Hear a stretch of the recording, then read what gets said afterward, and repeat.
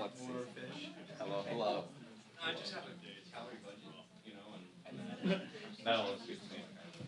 You know, it doesn't matter. Had I floor, but so, but in general, I tend to, at least in the center For sure. bang for the buck. You need a drink and a snack. Energy to keep going.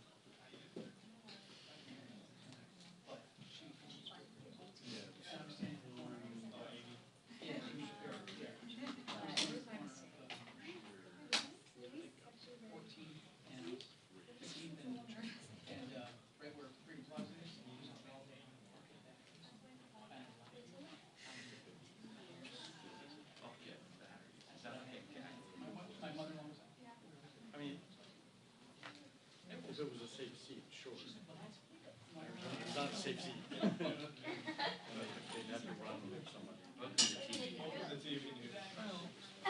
mean, they have a democratic government. Yeah, pretty much. Is that like a, it's like a testament to the gag thing?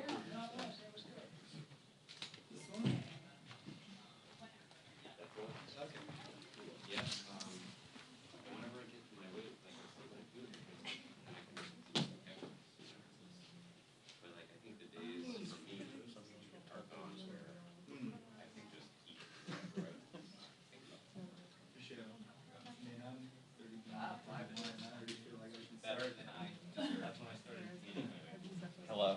All right. Yes. Where was I at? Yeah, that's probably good enough.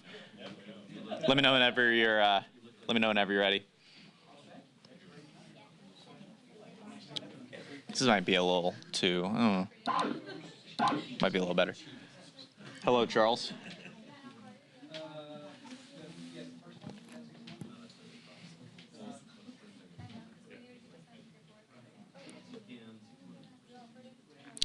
Chair has examined the journal of the last day's proceedings and announces to the House the approval thereof. Pursuant to Clause 1 of Rule 1, the journal stands approved.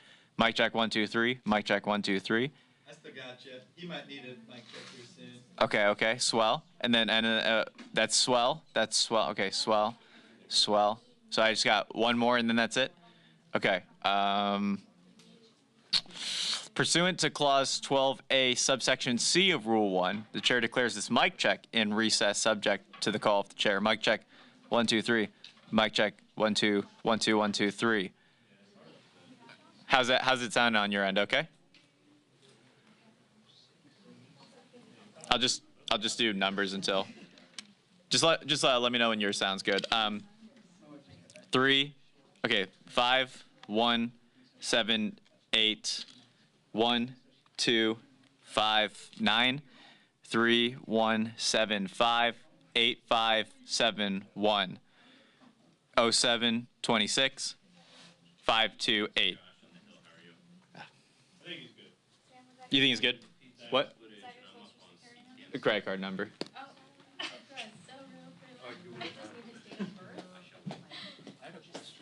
Yes. So,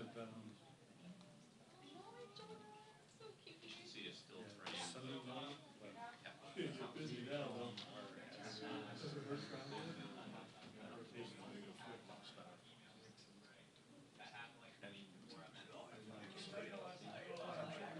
Yes, sir. Yeah. So the only thing they have like All right. pilot cheese on Really? top of it, of course.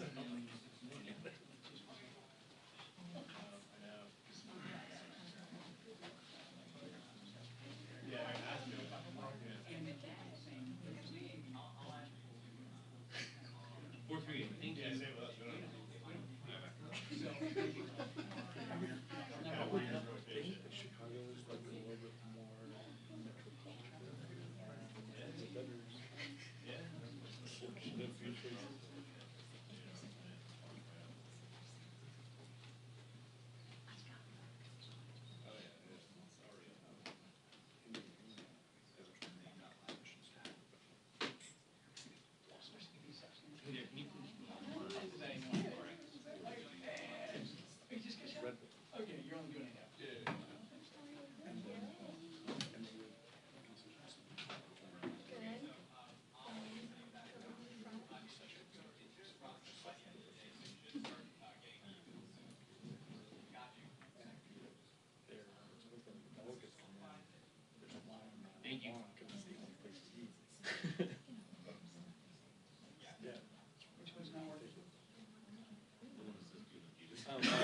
my good assumption. I What's going on there?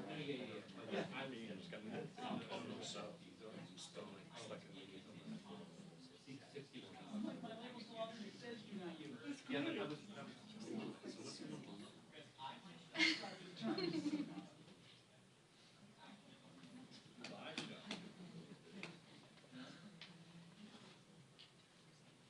Oh, they're good. This is studio. Yeah. Oh, you're good. You're good. Yeah, I got you.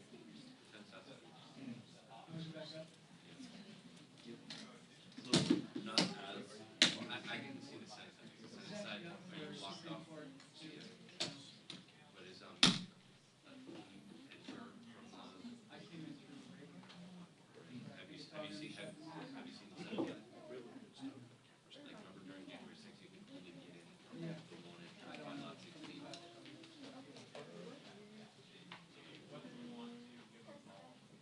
That, Of course, it is going to be. yeah, you made your decision.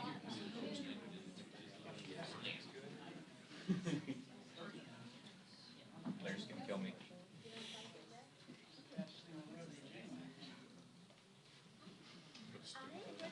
Hello, Misa. How's it going?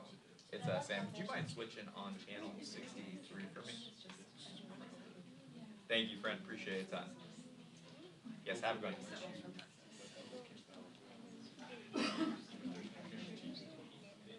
I'll just be.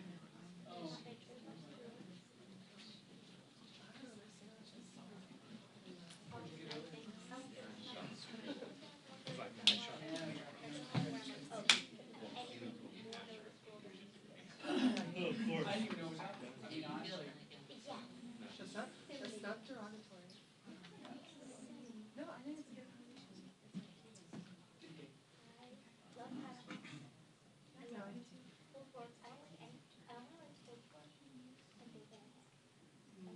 do too. Is it? I've had a really good, like, cultural sandwich on a whole night that was grilled peppers with barbecue sauce.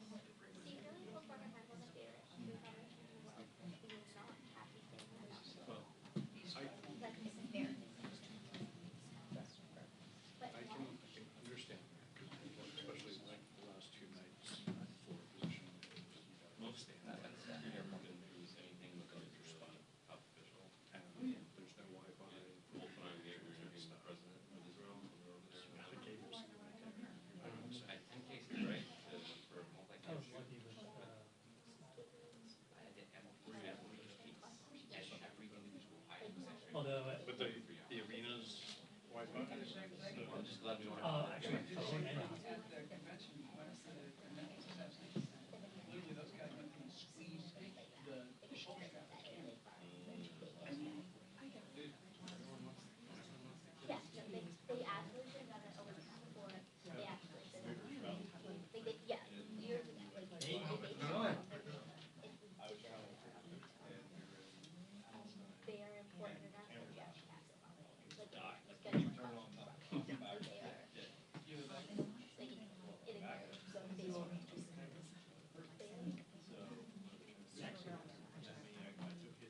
You can get the, Right, right. It's not the paper, yeah, it's not the first one. Who's this guy? I think we did like the, start.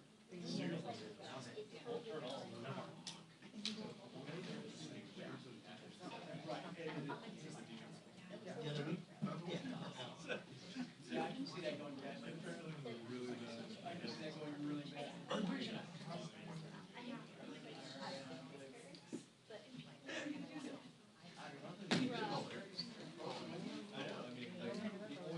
American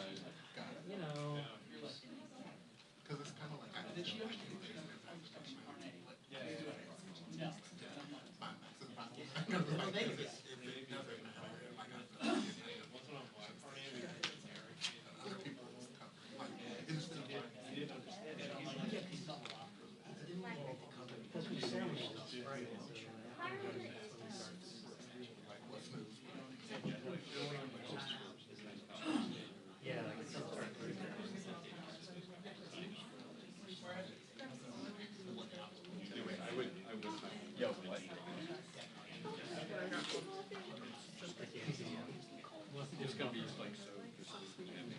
Yeah, unless they have a dedicated. I got home, like,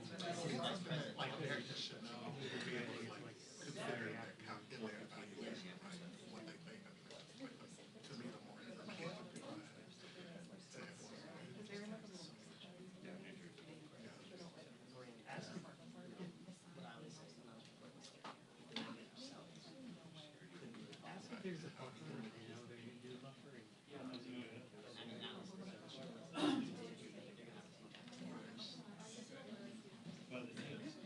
Oh, it's by the DNC. So it's just there. But I live off the water. Floors. That's fine. Nothing much is going on. Stop one second. I enjoy it. It brings me to it. I'm sorry. Yeah, I was in your area. Yeah, like, I'm sorry. I enjoyed that video when they were talking to the say something. Yeah, and they I were like playing that. something. That it feels like a work blanket. Did the side switching once? Harris. Joe Biden starts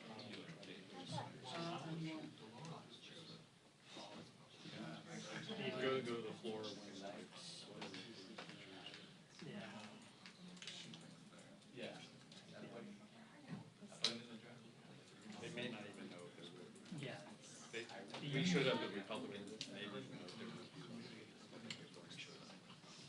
Great one. Heads up.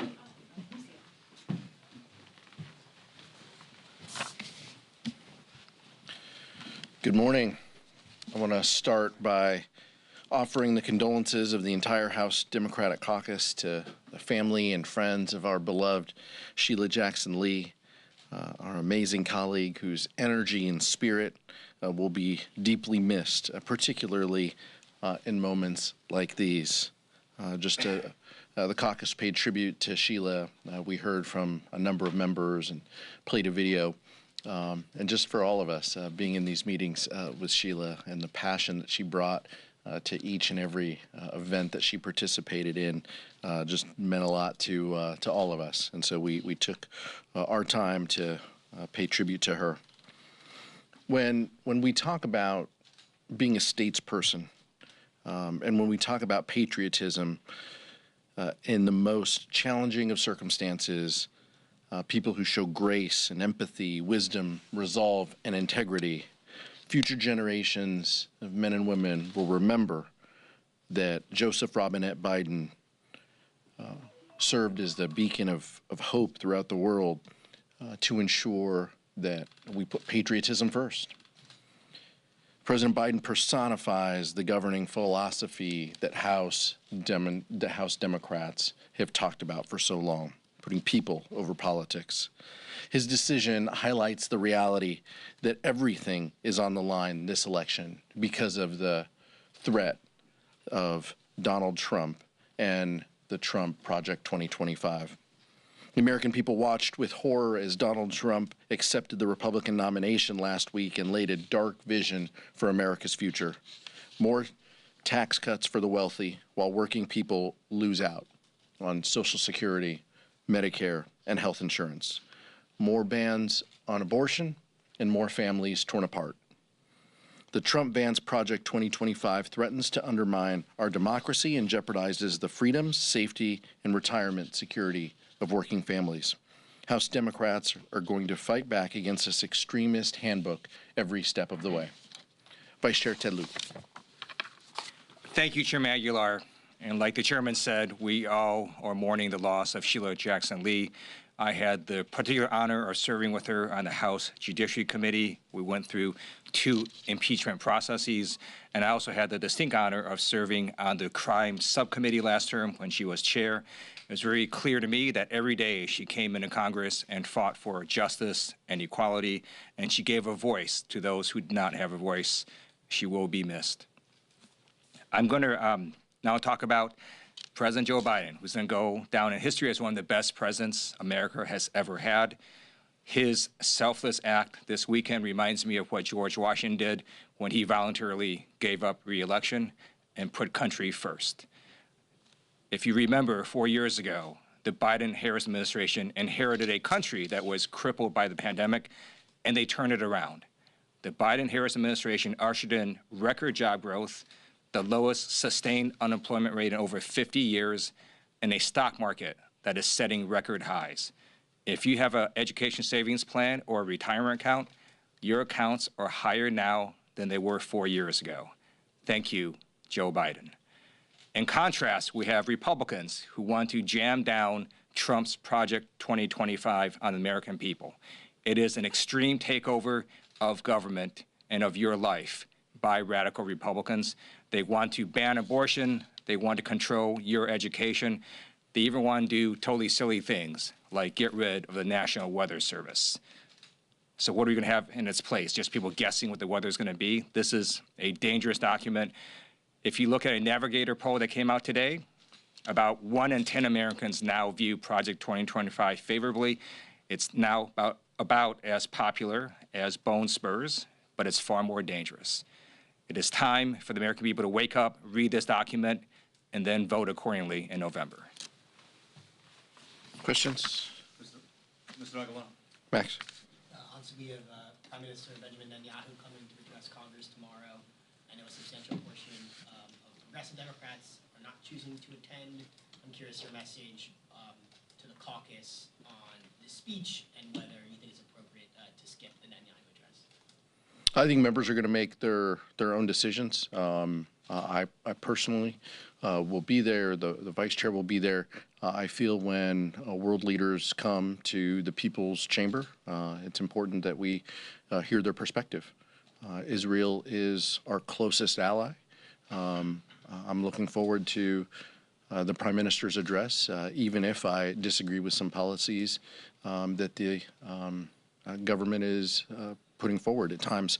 That's part of our democratic process. But members are going to make their own decisions, and we've just been encouraging members to exercise safety and to let them know of the security posture that we're going to face tomorrow, and giving them the guidance that the Sergeant at Arms has been sending out as well. The head of Secret Service just resigned. Can you speak on the bipartisan efforts to, I guess, have Secret Service acknowledge what went wrong there? I think members on both sides of the aisle were shocked by the events and the assassination attempt, obviously. It's important that the Secret Service accept some responsibility. I know that there is a number of investigations that are continuing, internal and potentially external from the department itself. Members on both sides of the aisle called for her resignation, and I think that was the right decision. Go on. Thanks, Mr. Chairman. James Matthews from Sky News in the UK. If President Biden isn't fit to be a candidate, why is he fit to continue as president? President Biden's record of achievements is unparalleled. The last 3.5 years, House Democrats, Senate Democrats, and the Biden administration were able to accomplish so much to lower the costs that Americans face, to improve our economy, over 15 million jobs created. Those are the types of accomplishments that the American people know. Those are the types of things that President Biden has pledged to continue. He'll spend the next 6 months being president, and he will have our support along the way. We are partners in this progress, and I think history will show that his achievements are just absolutely unparalleled. And for those of us who have spent time with him, we're going to soak up everything we can, the knowledge, the experience, the wisdom that he brings to that office, the good judgment. Those are things that public servants of all stripes can learn and emulate, in my opinion. But are you confident Yeah, he is fit to be president for the next 6 months? You know how you have pro athletes, like a quarterback takes a team that's like 4 years ago not doing well, and then now takes them to having a winning victory and says, you know, I'm going to retire next year. Doesn't mean that quarterback can't play this year. And if you look at the record, Joe Biden, as the chairman said, he's done amazing things for our country. But you know who is not fit? Donald Trump. He is the oldest person running for president ever. He makes incoherent statements. He forgets people's names. He mixes people up. His cognitive decline is readily apparent. Donald Trump should pass the torch and withdraw from the race. So a quarterback who can't play with respect. You know, I always find it interesting when the vice chair talks about football as a struggling Browns fan. I know it's incredibly difficult for him during these hard times. Michael. Thank you, Mr. Chair. The House Rules Committee is going to meet later on this afternoon to prepare a resolution on the administration's border policy and condemning Kamala Harris as the quote borders are. There's also talk of the House Republican leadership bringing a bill to call on Kamala Harris to invoke the 25th Amendment. With everything going on, the BB speech, the appropriations process, what's your take on these measures being under consideration? My take is Republicans are flailing. They have no agenda that helps the American public.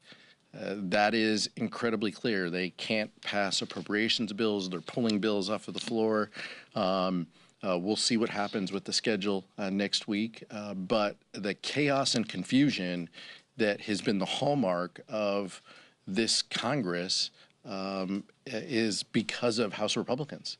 And so this is just a continuation of those efforts. They are clearly just flailing and trying to do anything they can to inject themselves into presidential politics and to carry water for the former president. That's all this is about, is his love and affection, and they are just stepping over themselves to try to help him. But let's be very clear that there was no border czar. Kamala Harris's role was to engage in multilateral discussions with our Latin American countries. The numbers speak for themselves on where we are with border crossings. We are in a much better position than we have in the past. Kamala Harris has been a leader in this administration in so many ways, and efforts by House Republicans to carry the water of Donald Trump are just laughable and unserious. To follow up on that, though, the reduction in numbers at the border that we see now, is that a result of those multilateral talks that she worked on with our partners in Latin America and South America, or is that because of the executive actions the president took to tighten up access at the border? I think it can be both and, but it's clear that the Latin American countries, the Northern Triangle countries, those numbers have significantly diminished. That is factual. There are many countries, many individuals from countries around the globe who find their way to declare asylum at the southern border, but the particular percentage among those Northern Triangle countries has been diminished. Those are just the facts. There's also probably several dozen members of the House Democratic Caucus at this point who have not taken the additional step of endorsing Harris as the new presidential nominee. Can you speak to what the thinking is within the party at this point, and is there enough of an open process for people who do not necessarily think that Harris should be the nominee? Vice President Harris will be the Democratic nominee for president. Whether people put it in a press release or not, that is going to happen. She has locked up the delegates and the support. We look forward to helping and being a partner in this process with her. I know the vice chair and I have had conversations with her. As a Californian, there's a lot of pride among us as well. We look forward to her officially securing the nomination and the next 105 days ahead. Hi there, Bo Erickson with Reuters. On the bipartisan task force announced today on the Secret Service, can you give a timeline at all about when members will be appointed and when the public should see those recommendations from you? I believe that to answer the second part of the question, I believe the resolution or the document we vote on will talk about a date, but I'd refer you to that document in the Speaker's office and the Leader's office as to the timing of the appointments. Go ahead, Nicole. Thank you, Mr. Chair. The President will address the nation tomorrow from the Oval Office, kind of about the path forward. What do you want to hear from him? And also, since both of you are members of the California delegation, can you speak specifically to the role that the Speaker Emerita played in this process, in this transition between the President and Vice President, and whether or not that was a factor in how this all ultimately played out. I can't speak to that. I'm not privy to those conversations, but I can tell you that as Californians, we have immense pride in the vice president. Many of us have supported her, if not all of us have supported her candidacy and her stepping forward. We look forward to working with her over the next 100 days. This is going to be a sprint. What we want to see the president, look, the president's patriotism is unmatched, as the vice chair mentioned, and as I mentioned at the top. I expect that the president will talk about the work that we have done together, but how this is unfinished. We still are working to lower costs that Americans have. We still have things that we need to accomplish in child care and in housing, things looking forward in the next few years. But within this next 6 months of the administration, there's a lot of work to do. And the president is going to do that hard work. And all of us are going to play a role in that. We're also going to do some politics outside of this building. But the work that remains is what's going to focus Joe Biden, and it's going to build on the legacy that he has put forward over the last 3.5 years. And we're all looking forward to that. I don't have any knowledge of Speaker Pelosi's talks with the president or his advisors. On President Biden's address tomorrow, I believe he'll remind America what it was like 4 years ago, where there were bread lines, and under the Trump administration, you had government shutdowns, you had schools that were closed, you had people that were getting sick, and you had a former president that grossly mishandled the pandemic. And under the Biden administration, you got shots into people's arms, you had schools reopening, you have an economy that is now starting to roar again, and I think that's what President Biden is going to talk about, and also with their work ahead and how we continue on the progress that the Biden-Harris administration has made these last 3.5 years. Question. Thank you. How long would you say that you've had thoughts that President Biden might not be the best person to lead your ticket in November? What was the question? How long have I? How long have you had thoughts that he might not be best suited to lead in November at the top of your ticket? Look, I think as House Democratic leaders, our job first and foremost was to listen to our members. You saw, you folks reported on those members who put out statements, indicating their thoughts. Our job was to have a number of conversations with those individuals who express their opinions publicly and those who express their opinions privately, and to convey that to the leader and to members of the administration's team. The focus and objective of every single member that we talked to, though, was the same. We have to stop Donald Trump. We have to stop this Trump Project 2025.